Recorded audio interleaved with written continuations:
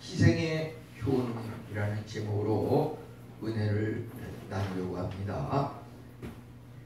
우리 죄를 짊어지고 십자가에서 돌아가시면서 흘리신 그리스도의 피는 우리로 하여금 영원한 영적인 깨끗함과 또 양심을 죄에서 죽은 행실에서 깨끗하게 하고 하나님을 섬기게 하는 효능을 지녔다고 볼 수가 있겠습니다.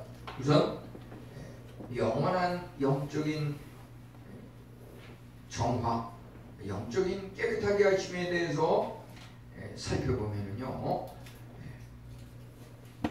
예수 그리스도의 그 피의 차별성에 대해서 14절에서 이렇게 세 대꾸로 나눠서 해석할 수가 있겠습니다. 우선 그 13절에서는 동물, 짐승의 그 피와 죄, 염소와 황소의 피, 암송아지의 죄를 부정한 자에게 뿌려 그 육체를 정결하게 하고 거룩하게 하거든. 이것은 구약시대의 성전에서 제사장을 통해서 죄사함을 받았던 해마다 반복되는 그러한 제사 의식이었습니다. 염소와 황소의 피는 그 짐승을 죽여서 흘리게 하는 피이고, 암송아지의 죄를 뿌렸다고 하는 것은 그 죽이고 피를 흘리게 했을 뿐만 아니라 불에 태워서 번제로 하나님 앞에 드려졌다고 하는 것입니다.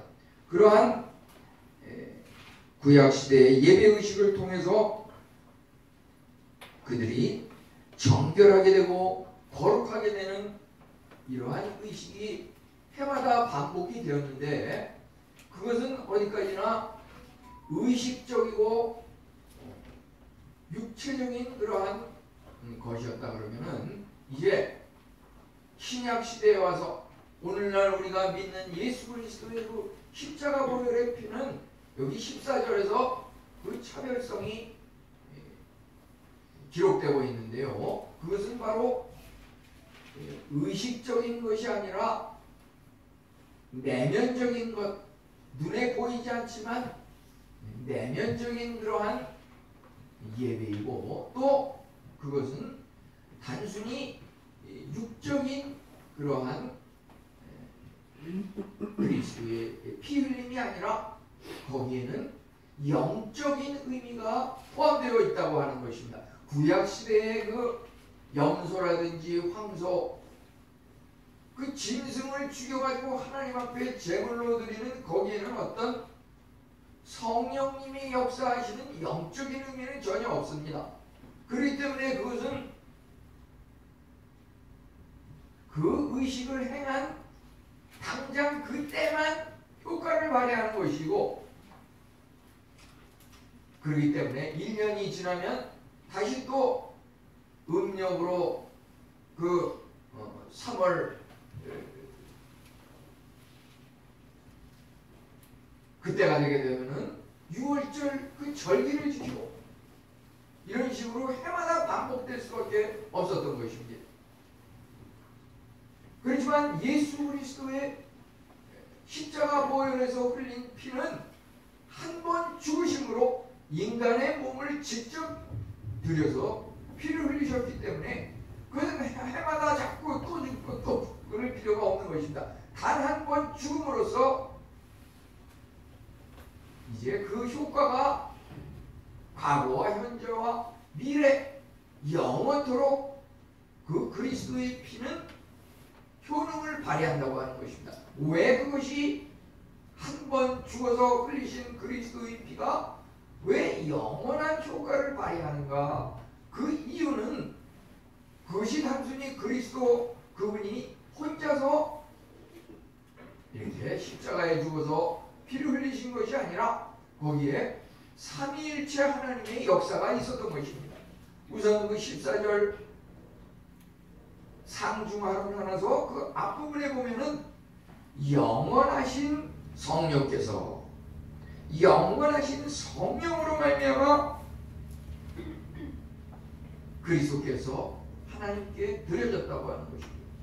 영원하신 성령님을 통해서 드려졌기 때문에 그 피가 영원한 효과, 영적인 효과가 있다고 하는 것입니다.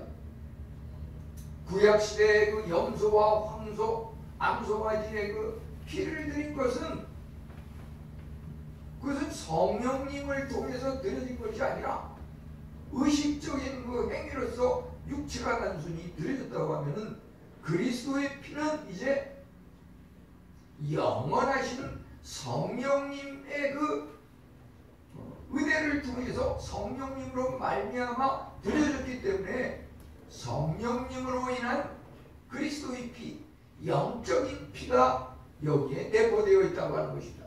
구약시대의 그 동물 짐승의 피는 영적인 의미가 별로 포함되어 있지 않습니다. 이제 구약의 희생은 참으로 외적이고 육적인 것이었다고 하면 예수 그리스도의 그 피 흘림 희생은 내적이고 영적인 것이었던 것이라고 볼 수 있겠습니다.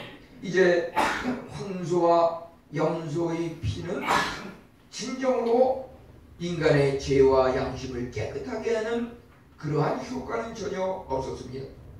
그러나 예수님께서는 자신의 몸과 영을 십자가 희생의 제물로 드림으로 참다운 죄 용서와 속죄가 이루어졌다고 하는 것입니다. 이제 영원하신 성령으로 말미암아 흠없는 자기를 하나님 앞에 드린 그리스도의 피는 육체적인 희생이며 동시에 영적인 희생이라고 말할 수 있겠습니다. 이것은 참으로 하나님과의 평화를 이룩하였습니다. 교회는 예수 그리스도의 죄 용서하심을 통하여서 잃어버렸던 하나님과의 그 관계가 새롭게 화평한 관계로 회복이 되었다고 하는 것입니다. 우리 인간은 참으로 마음속에 그 죄가 존재하는 한 양심이 깨끗해지지 않는다고 하는 것입니다. 그것을 여기서는 중간에 양심을 죽은 행실에서 깨끗하게 하고 이렇게 말하고 있는데요. 양심이 죽은 행실이라고 하는 것은 결국은 죄로 말미암아 죄의 삭은 사망이요 죄로 인해서 그 죽은 행실이 되었다고 하는 것입니다. 그것을 이제 그리스도의 피가 우리 양심을 죽은 행실에서 깨끗하게 했다고 하는 것입니다. 이제 하나님과의 그 교제가 죄로 말미암아 끊겼을 때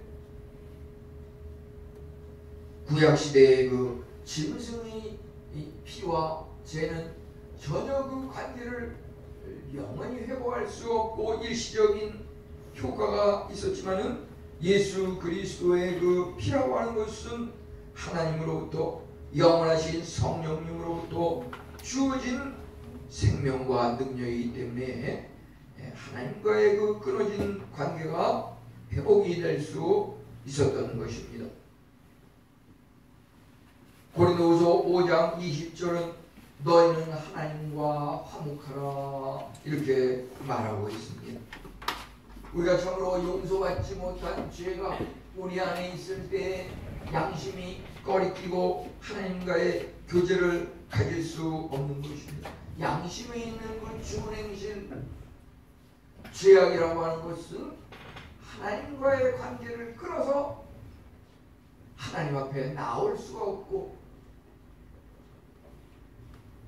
하나님과 가까이 하지 못하고 하나님으로부터 멀어지고 하나님을 대적하는 그 죄라고 하는 것이 하나님과 인간 사이에 장벽이 돼가지고서 화목하지 못하고 하나님과 평화를 이루지 못한다고 하는 것입니다. 하나님과의 평화를 이루지 못한다고 하는 것은 수직적인 그 하나님의 평화가 수평적인 우리 십자가를 연상해 보십시오. 하나님과의 평화가 이루어지지 않을 때 수평적인 인간과의 그 평화가 유지되지 않는다고 하는 것입니다. 왜 이웃과 가정 사이에서 친구들 간에 왜 그 관계가 깨지고 나눠지고 분리가 됩니까? 하나님과의 교제가 끊어졌기 때문입니다. 하나님 안에서 하나님을 가까이 하고 그리스도와 함께하는 자들은 그리스도와 연합한 그 사랑과 구원과 영생으로 말미암아 하나님과의 평화는 우리 인간 사이에 그 창벽을 허물고 화평한 관계로 나아갈 수 있다고 하는 것입니다. 그러면 우리 양심에 있는 그 죽은 행실의 죄는 하나님과 인간 사이를 가로막는 장벽일진데 어떻게 하면 그것을 깨어 부술 수 있겠습니까? 고린도후서 5장 17절 말씀대로 우리가 다시금 새롭게 태어나야 합니다. 그런 정도든지 그리스도 안에 있으면 새로운 피조물이라. 우리가 그리스도의 피로 십자가 보혈로 죽은 행실과 죄를 완전히 깨끗하게 정결케 함으로써 하나님과의 관계를 회복할 수가 있고 우리 죄 문제를 해결할 때 하나님과의 평화는 이제 이웃과의 평화를 회복시킨다고 볼 수가 있겠습니다. 우리는 이러한 영원한 영적인 평화를 시련 중에도 감사하는 그러한 것으로 우리 삶의 모습 속에서 적용할 수가 있겠습니다. 우리 인생의 모두가 생사화복을 거듭하면서 시련을 겪을 수가 있겠습니다. 우리는 사람들이 주위에서 뭔가 애도하고 슬퍼하는 것을 보게 됩니다. 어떤 사람은 갑자기 재산을 잃고서, 어떤 사람은 갑자기 건강을 잃고서, 어떤 사람은 갑자기 귀가 안 들린다든지 눈이 안 보인다든지 또는 식구를 갑자기 잃어버리고서 애도와 슬픔에 잠긴 것을 보게 됩니다. 누구나 갑작스러운 인생의 굴곡은 있을 수가 있고 그것은 나에게 전혀 관계가 없는 것이라고 생각하지만 실제 살아보면 이제 그것이 인생의 연륜이라고 하죠. 10년, 20년 살았을 때는 전혀 경험하지 못했던, 만나보지 못했던 그러한 것들을 우리가 30년, 40년, 50년, 60년 이렇게 살다 보면은 그 인생의 연륜이라고 하는 것이 과거에 겪지 못했던 것을 겪게 됩니다. 우리가 처음 겪었을 때에는 참으로 애도하고 슬퍼하는데 두 번, 세 번 계속 그것이 반복되는 과정 속에서 또 슬퍼하고 또 애도하고 또 애통해야 할 것입니다. 그것을 반복할 것입니다. 우리는 참으로 우리가 가장 귀하게 여기고 가장 가치 있게 여기는 것이 무엇인지 생각해 볼 필요가 있습니다. 우리가 왜 슬퍼하고 왜 애통해야 합니까? 평소 내가 가장 귀하게 여긴 그것이 없어지고 잃어버렸을 때 슬퍼하고 애통해야 하지 않습니까?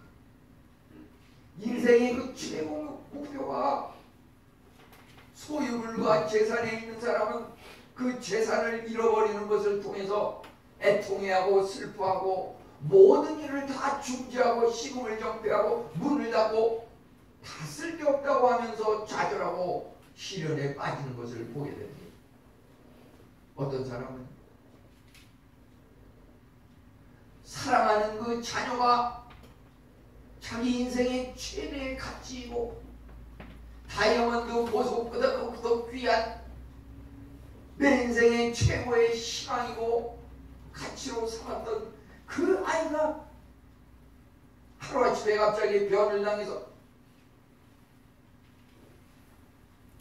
그 매일 뉴스에 나오지 않습니까? 어제도 보니까 무슨 고등학생이 몇 명이 차를 타고 가다가 갑자기 무슨 어디 전신줄을 부딪혀가지고서 2명이 죽었다 그러는데 그 안에 무슨 한 5명쯤 타고 가는데 그 부모들이 하루 전만 해도 그러한 것을 예측이나 했겠습니까?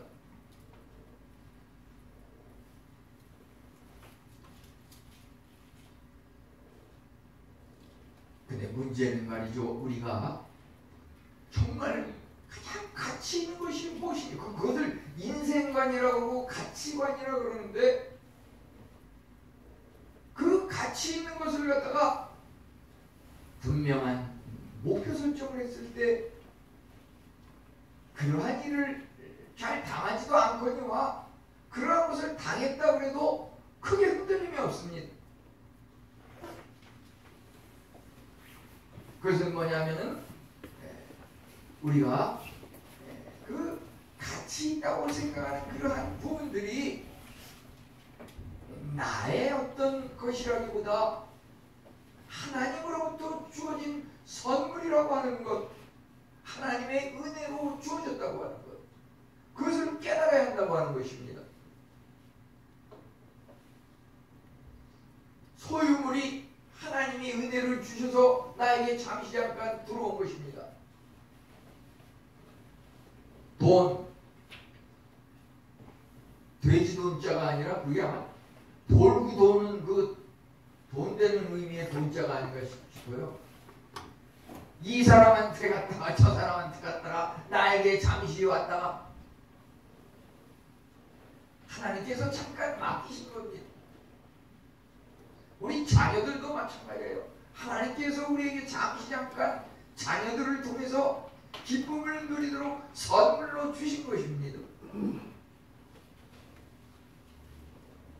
그 주인이 내 물질과 내 자녀와 나의 어떤 직업과 달란트, 재능이 전부 하나님으로부터 온 것이고 잠시 잠깐 나에게 맡겨진 것이라고 하는 그러한 겸손한 마음이 필요하다고 하는 것입니다.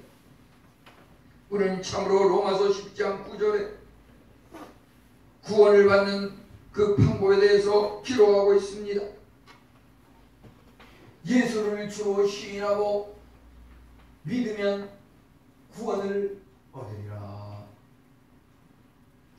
주로 시인한다고 하는 것. 또 시편 기자는 63편 1절에 주는 나의 하나님이시라.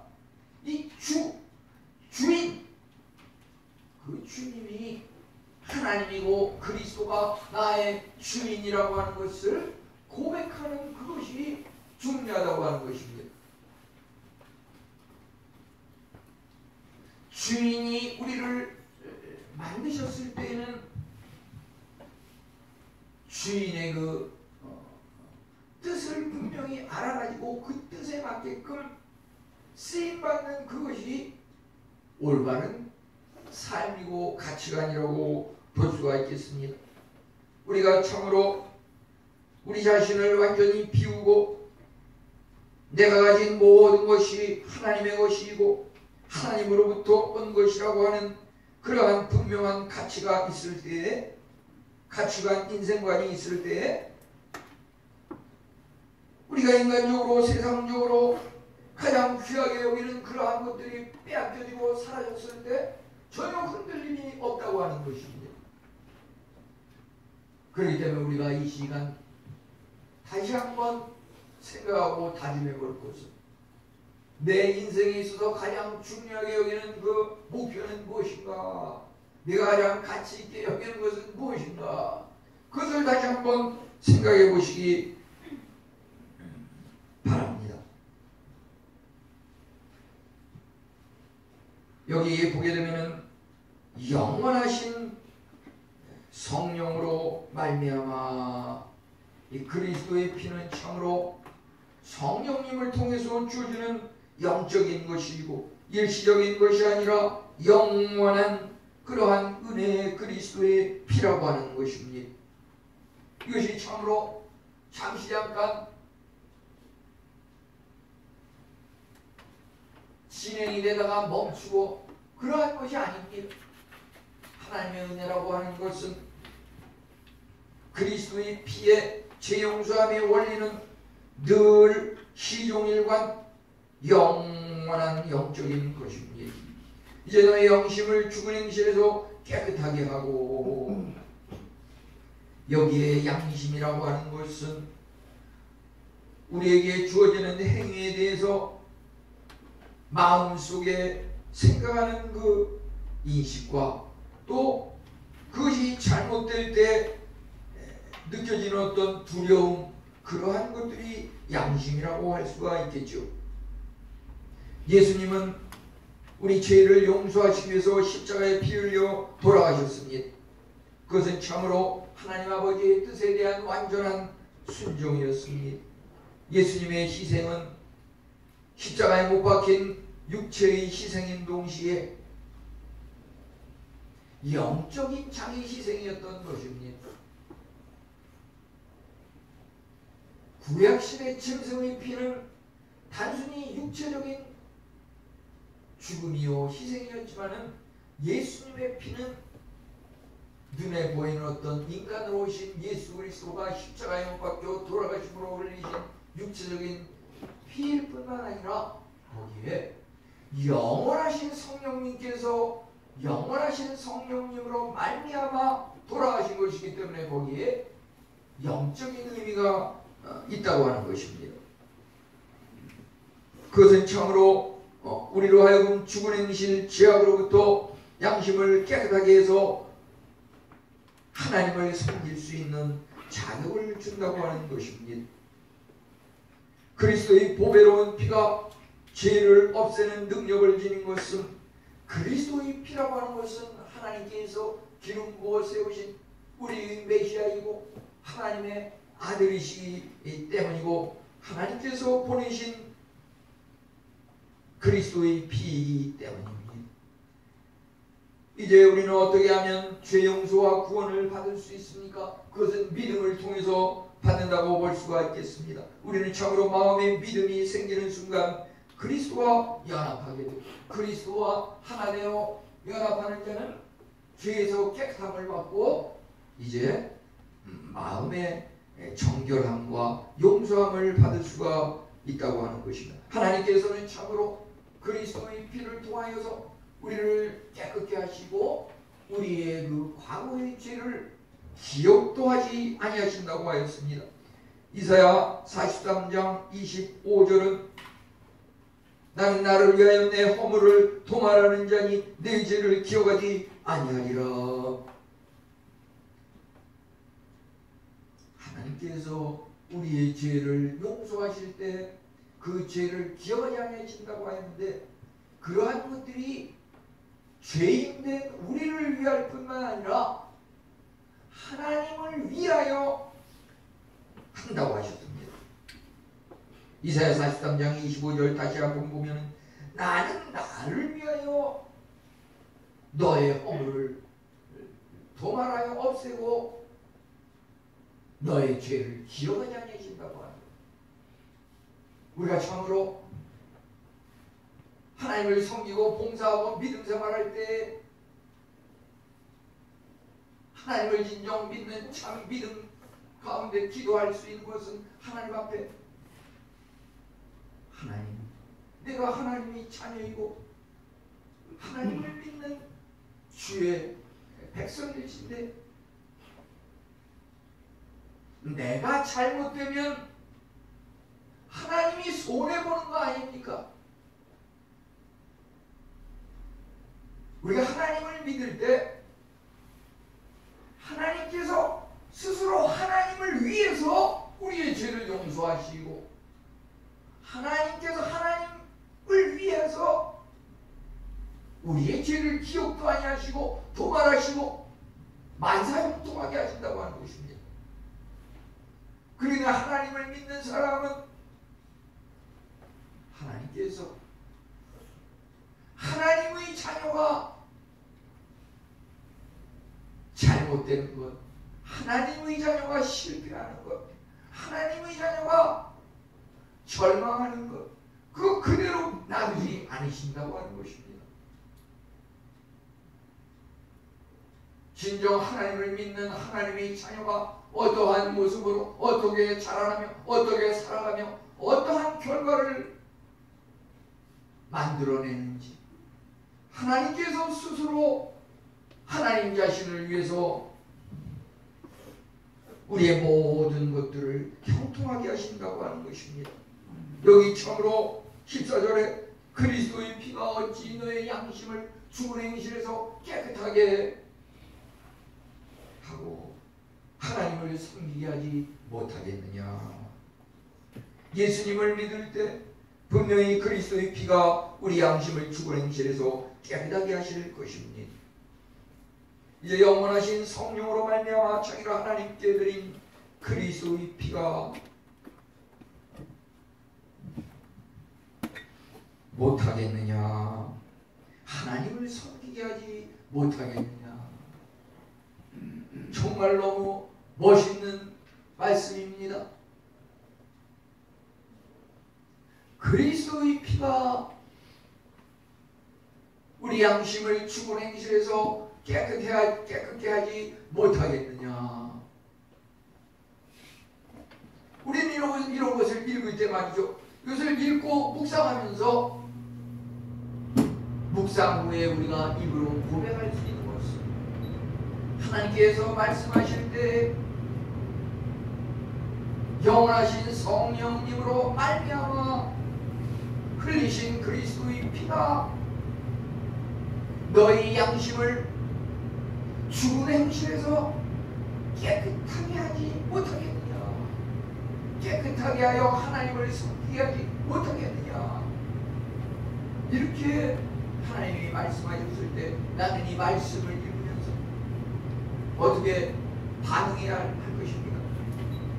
하나님, 그리스도의 피가 나의 양심을 죽은 행실에서 깨끗하게 하고 하나님을 섬기게 하시면 감사합니다. 우리 이렇게 고백할 수 있습니다. 그리스도의 피가 나의 양심을 깨끗하게 하셨습니다. 이렇게 고백할 수 있습니다. 하나님께서 말씀하시기를 그리스도의 피가 너희 양심을 죽은 행실에서 깨끗하게 하지 못하겠느냐, 이렇게 말씀하신 것에서 하나님께서 우리 양심을 죽은 행실에서 깨끗하게 하셨음을 감사합니다. 그리스도의 피로 말미암아 나의 양심이 깨끗하게 되었습니다. 나의 죄가 용서함 받았습니다. 그러므로 내가 하나님을 섬기게 되었습니다. 우리 하나님을 섬기고 봉사하는 데 있어서 그 전제적으로 뭐냐면 죄의 용서함과 그리스도의 피를 통한 양심의 깨끗함을 받았는 그것이 하나의 준비가 되고 전제 조건이라고 하는 것입니다. 우리는 우선 그리스도의 피 십자가 보혈의 통로로 예수 그리스도를 믿음으로 말미암아 죄의 용서함을 받습니다. 근데 그 죄의 용서함과 구원과 영생이라고 하는 것이 믿음의 물론 최종 단계이지만 그것 자체는 하나의 준비 단계입니다. 무엇을 위한 준비입니까? 여기 14절에 중간은 준비 단계입니다. 마지막 결론을 위한 준비 단계입니다. 마지막 결론은 무엇입니까? 하나님을 섬기게 하지 못하겠느냐, 살아계신 하나님을 섬기게 하지 못하겠느냐. 우리가 죄의 용서함을 받고 양심의 깨끗함을 받았다고 하는 것, 그 과정은 바로 준비 단계인데 무엇을 위한 준비냐? 하나님을 섬기게 하지 못하겠느냐. 우리가 참으로 하나님으로 말미암아 하나님의 은혜로 그리스도의 피로 죄의 용서함과 양심의 깨끗함을 받았다고 하는 그러한 확신이 드는 순간 하나님을 향해서 봉사하고 충성하는, 하나님을 위해서 헌신하는 그러한 삶의 실행이 시작된다고 하는 것입니다. 그것이 바로 로마서 12장 1절 2절에 나오는 너희 몸을 하나님이 기뻐하시는 거룩한 산제사로 드리라. 하나님의 선하시고 기뻐하시고 온전하신 뜻이 무엇인지 분별하도록 하라. 우리가 참으로 마음을 새롭게 함으로 변화를 받아. 이게 삶이 말이죠. 모든 것이 아까도 얘기했지만 어떤 인생의 최대의 목표와 가치가 소유물, 물질, 나의 자녀가 잘 되는 것, 건강하고 풍성하고 내가 하고 싶은 거 다 할 수 있는 것, 그러한 것이 결코 우리 인생의 최대의 목표이고 가치가 될 수 없다고 하는 것입니다. 여기 하나님께서 우리를 하나님을 믿음으로 말미암아 죄 용서한 바 구원에 이르게 하신 것은 양심을 죽은 행실에서 깨끗하게 하여서 하나님을 섬기게 하지 못하겠느냐. 하나님을 섬긴다고 하는 것, 그래서 하나님을 섬긴다고 하는 것이 말이죠. 교회에서 그냥 이것저것 그냥 세상에 다 제쳐놓고 충성 봉사하는 그러한 것을 그런 것만을 의미하는 것은 결코 아닙니다. 그것은 바로 삶의 현장에서 세상 사람과 똑같이 묻혀서 함께 살아갑니다. 가정생활로 주부로서 가정생활도 합니다. 직장인으로서 직장생활도 합니다. 그런데 그러한 일을 할 때 내 개인의 마음과 행동이 또 우리 가정이 목표하는 그 가훈이라고 하죠. 가훈. 가정이 목표하고 교훈으로 삼고 있는 그 지침, 그러한 것들이 전부 하나님을 섬기는, 하나님의 영광을 위하는, 하나님이 기뻐하시는 그런 방향을 목표로 해서 그러한 일을 한다고 하는 것입니다. 학생이 공부할 때 하나님의 영광을 위해서 공부한다고 하는 것입니다. 우리가 직장에서 일을 할 때 하나님의 영광을 위해서 일을 한다고 하는 것입니다.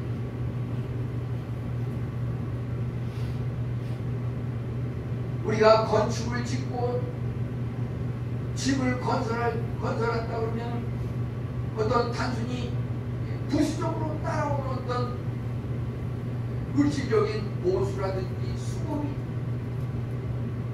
그것으로 인해서 가정을 먹여 살리고 풍성하게 살아갈 수 있는 그러한 의식주 문제 해결, 그러한 것들도 있지만 가장 중요한 궁극적인 것은 하나님을 기쁘게 해드리고 하나님의 영광을 위해서 그것이 쓰임받을 수 있는 그러한 것을 건축해 나간다고 하는 그러한 가장 중요한 궁극적인 목표의식을 가지고 행동하는 것을 말하고 있는 것입니다. 참으로 이제 여기에서 영원하신 성령으로 말미암아 하나님께 드린 그리스도의 피라고 했던 것, 여기서 영원한이라고 하는 것은 끝없는 가치, 절대 가치라고 볼 수가 있습니다. 우리가 참으로 가장 가치 있는 것이 무엇인가? 그것은 바로 성령님, 여기 보면 영원하신 성령님을 통해서 그리스도의 피가 주어졌다고 합니다. 영원하신 성령님을 통해서 우리가 행한다고 하면은 그 모든 것들이 영원하다고 하는 것입니다. 영원하신 성령님을 통해서 하지 않냐고 당장 눈에 보이는 어떤 의식적인 구약시대의 황소와 염소를 잡는 그러한 마음가짐으로 잠시 잠깐 눈에 보이는 거칠로 이렇게 행하는 것들은 영원성이 없습니다. 잠깐 빵긋했다가 사라지고 또 잠깐 빵긋했다가 사라지고 여기는 전혀 영원하신 성령의 임재와 역사심이 있다고 볼 수가 없겠습니다.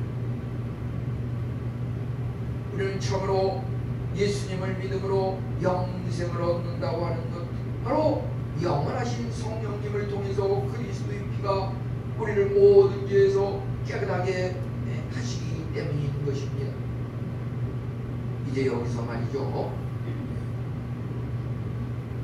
그리스도의 피가 너희 양심을 죽은 행실에서 깨끗하게 하고.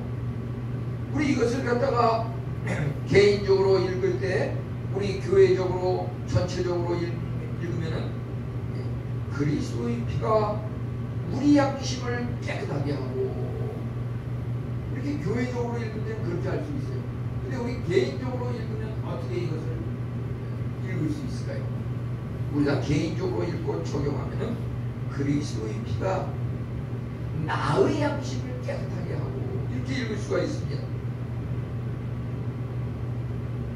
우리 한번 이 시간 고백하겠습니다.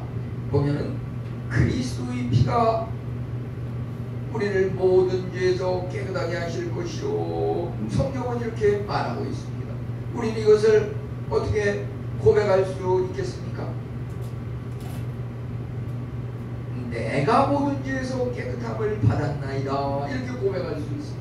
우리 한번 함께 하나님 앞에 고백해 보겠습니다. 내가 모든 죄에서 깨끗함을 받았나이다. 우리가 이렇게 고백할 수 있습니다. 한 번 믿음으로 진실되게 고백한 사람은 그 죄가 자꾸 들어왔다 나왔다 하지 않습니다.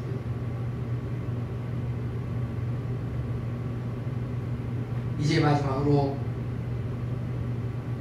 우리는 과거와 현재를 살았고 살아가고 있습니다. 우리 어떻게 하면 바람직한 미래를 살아갈 수 있을까요? 그것은 바로 여기 하나님을 섬기지 못하겠느냐. 하나님을 섬긴다고 하는 것, 그것이 바로 바람직한 미래가 되어야 한다고 하는 것입니다.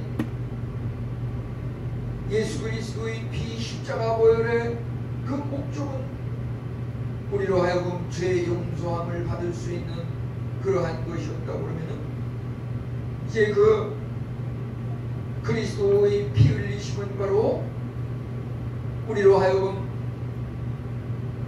성령님을 통하여서 우리 자신을 하나님을 섬기고 헌신하는데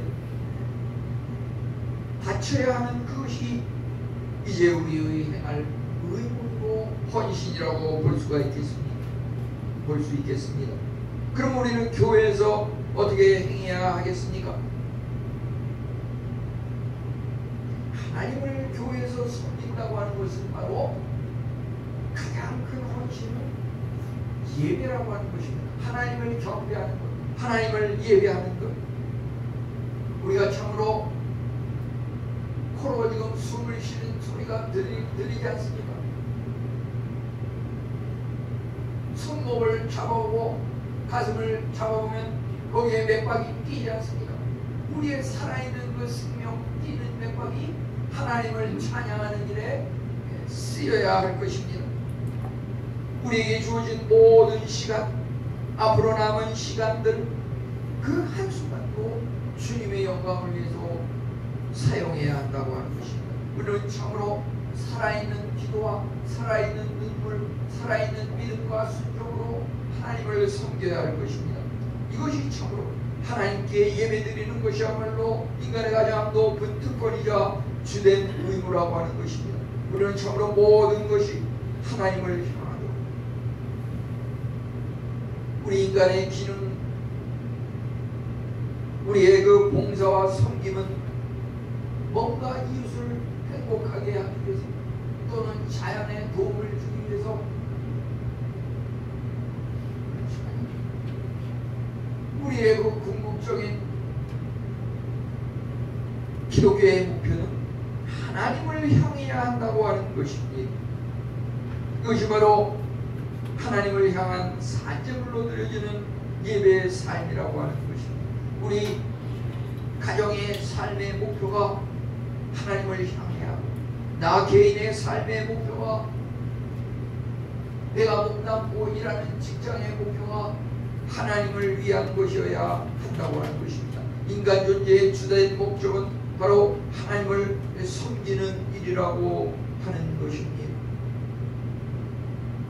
우리는 예수 그리스도의 그 피 흘림을 통하여서 세계 인류를 위해 살아가도록 하는 그러한 교훈을 얻을 수가 있겠습니다.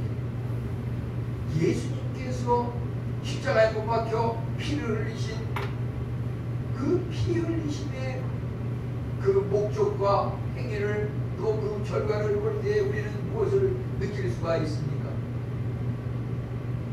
예수 그리스도의 그 피 흘림은 어떤 개인을 위한 것도 아니고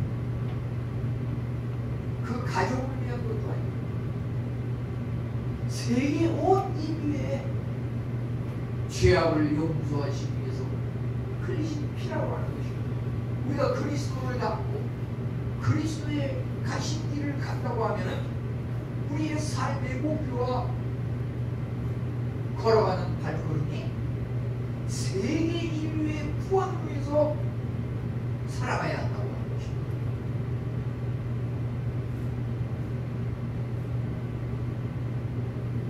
우리는 그 1598년 이순신 장군이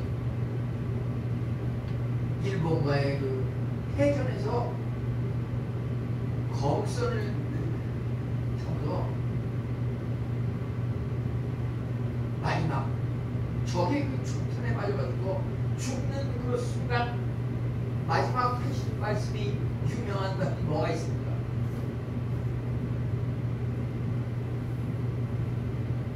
내가 죽은 것을 적에게 알리지 말라. 그 맏아들과 조카에게 그렇게 말하고서 죽었다고 하는데, 그 이순신 장군의 죽음을 가만히 보면은 정말 나라를 위한 충성이고 애국심이고 그만큼 나라를 위해서 애국심을 발휘하고 충성한 사람이 쉽지가 않으니까 위인 이순신 장군이라고 하죠. 요즘 무슨 지난 주간에 보면은 월드컵 16강에 진출한 이 한국의 그 선수들이 대통령한테 초청을 받아가지고 거기서 만찬도 하면서 나라를 위해서 수고하고 나라의 품격을 높이고 이렇게 높이 받음을 받았는데요. 다 좋은데요. 우리가 참으로 이제 예수 그리스도의 그 피라고 하는 것은 온 인류를 위해서 희생하신 헌신이라고 하는 의미는, 이거는 우리한테는 좋지만은 우리 적인 예를 들어서 일본에게는 해가 되는, 일본에게는 일본의 입장에서는 역적이 되는 그러한 행위였거든요.